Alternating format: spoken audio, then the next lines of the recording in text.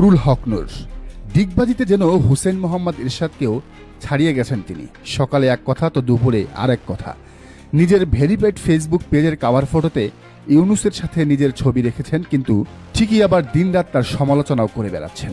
কদিন আগে তিনি ছিলেন বিএনপির সবচেয়ে কাছের মানুষ। বিএনপি থেকে টিকিট নিয়ে এমপি হওয়ার অফার পাওয়ার সাথে সাথেই হয়ে গেছেন সরকার বিরোধী দ্রুত ইলেকশন চাওয়ার রাজনৈতিক ব্যক্তিদের একজন। বিএনপির পক্ষ হয়ে কতই না গালমন্দ করেছেন সরকার আর উপদেষ্টাদের, কিন্তু হঠাৎ নিজ এলাকায় এক বিএনপি নেতার দৌড়নি খেয়ে আবারও ভোল পাল্টেছেন তিনি। বিএনপির দিকে আঙ্গুল তুলে নূর বলেছেন, যারা একজন তৃণমূলের নেতাকে সামলাতে পারে না তারা কি করে দেশ চালাবে।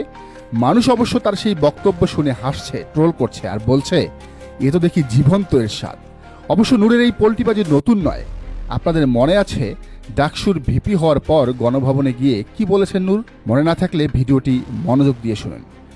মা ডেকেছিলেন সাবেক স্বৈরশাসক শেখ হাসিনাকে। এক সময়ের মহসিনহল ছাত্রলীগের নেতা নুরুল হককে মানুষ তবুও বিশ্বাস করেছিল, তাই তিনি গণ অধিকার পরিষদ নামের একটি দল গঠনের পর সেই দলে যোগ দিয়েছিলেন তরুণ যুবক ছাত্র নেতারা। এমনকি রেজা কিবরিয়াদের মতো এলিট ক্লাসের লোকেরাও তার দলে যোগ দিয়েছিলেন এই ভেবে যে ছেলেটা সৎ এবং যোগ্য। কিন্তু নূর সবাইকে হতাশ করতে শুরু করলেন। নিজের কর্তৃত্ব হাজির করতে গিয়ে সবকিছু নিজের মতো করতে গিয়ে তার দল ভাঙন শুরু হলো। গণ অধিকার পরিষদ ভেঙে 3 টুকরো হয়ে গেল। সাথে ছাত্র অধিকার পরিষদ থেকে একে একে পদত্যাগ শুরু করলেন তার এক সময়ের সহযোদ্ধারা।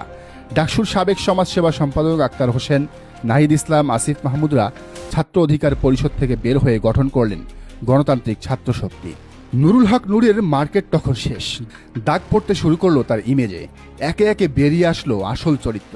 খোদ তার দলের নেতারাই অভিযোগ তুললেন, নুরুল হক নূর ইসরায়েলের গোয়েন্দা সংস্থা মোসাদের সদস্য মেন্দি এনসাফাদের কাছে নিয়মিত যোগাযোগ রাখছেন।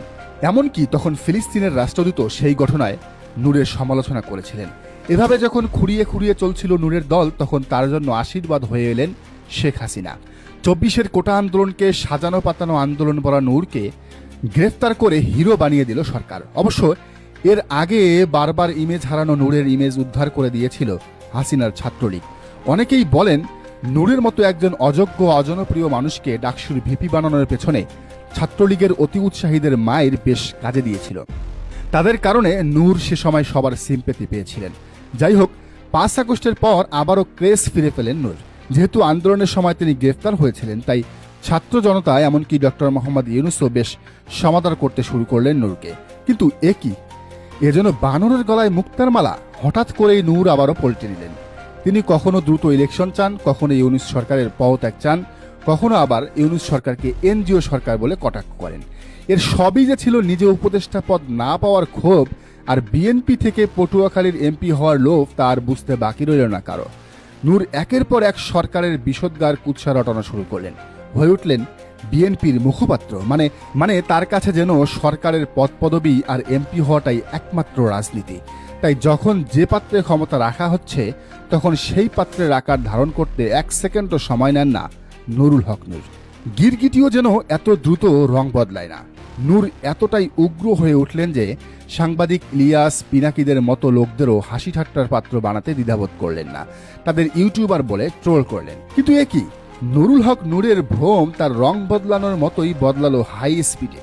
এবার ঈদুল আজহায় নিজ নির্বাচনী এলাকায় প্রচারণা চালাতে গিয়ে সে বুঝল বিএনপির ধানের শীষে কত ধানে কত চাল।